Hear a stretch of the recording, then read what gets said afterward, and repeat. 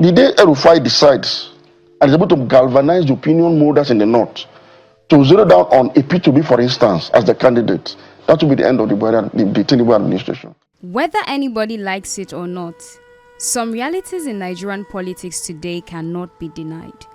Welcome to another edition of Let's Talk Politics on Niger Anchor News.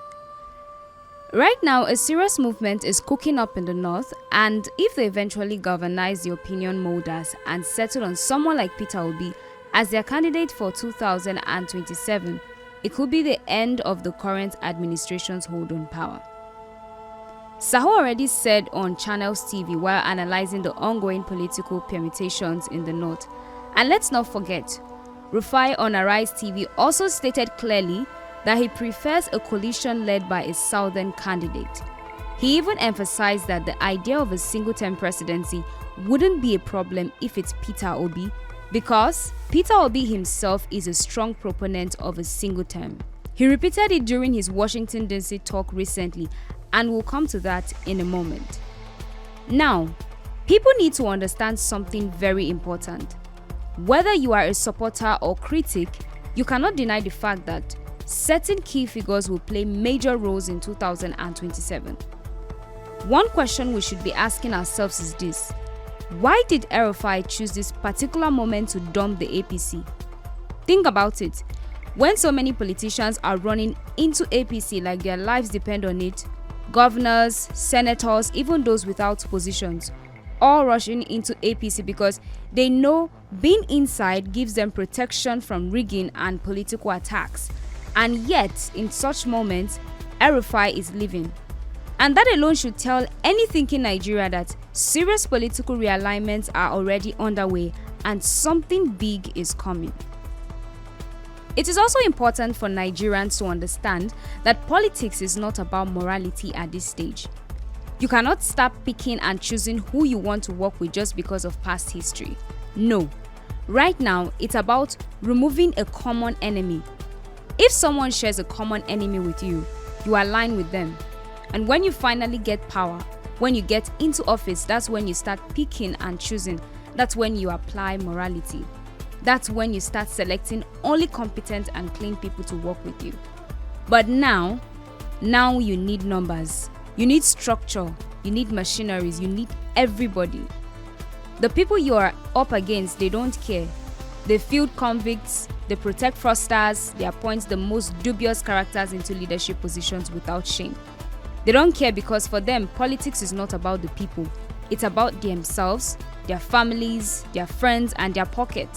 Meanwhile, you who claim to want good governance, you're busy doing fine boy politics, choosing who to associate with or not. That's not how power is taken.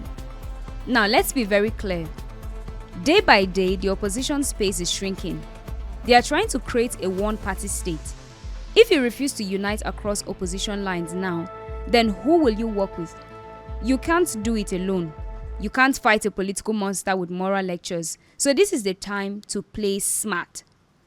And look around. APC has already started full campaign mode 2 years ahead of 2027 elections.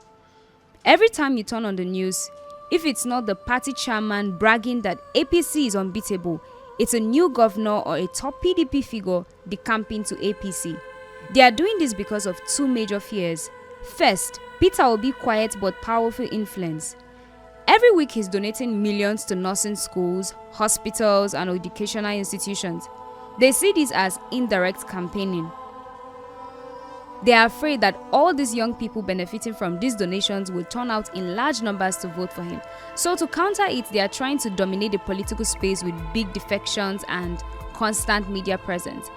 And secondly, the fear is what they are seeing from the intelligence reports coming from the north.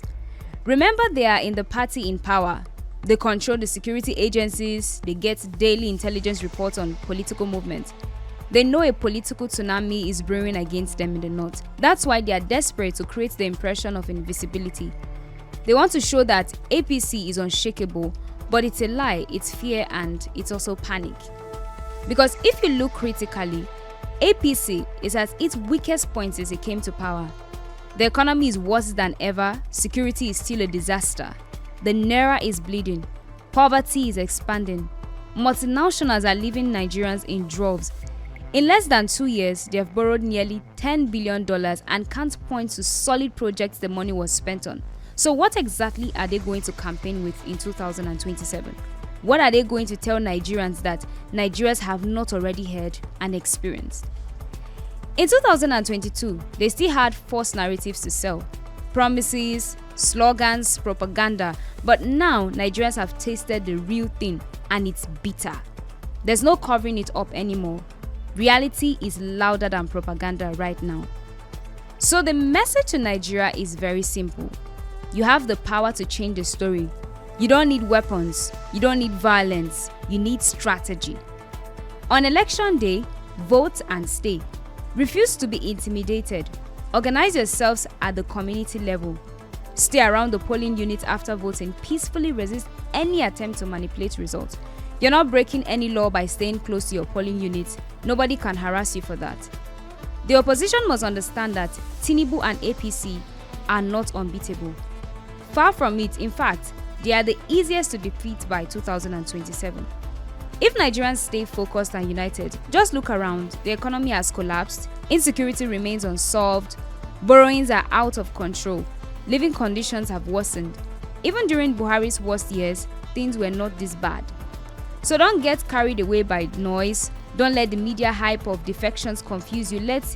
Your life hasn't improved since 2023. It has gotten worse, and deep down, we all know it. Remember what Peter Obi said in Washington, D.C., and I quote, "Nigeria does not need 8 years of leadership. 5 years is enough to show a clear direction. In 2 or 3 years, you can take critical decisions that set the country on the right path. We need leadership that is answerable to the people, not leaders hiding and doing as they like. Leadership is about accountability. If you choose public office, you owe the public visibility. You owe them transparency. You owe them progress, not hiding in retreats or luxury hotels while the country burns.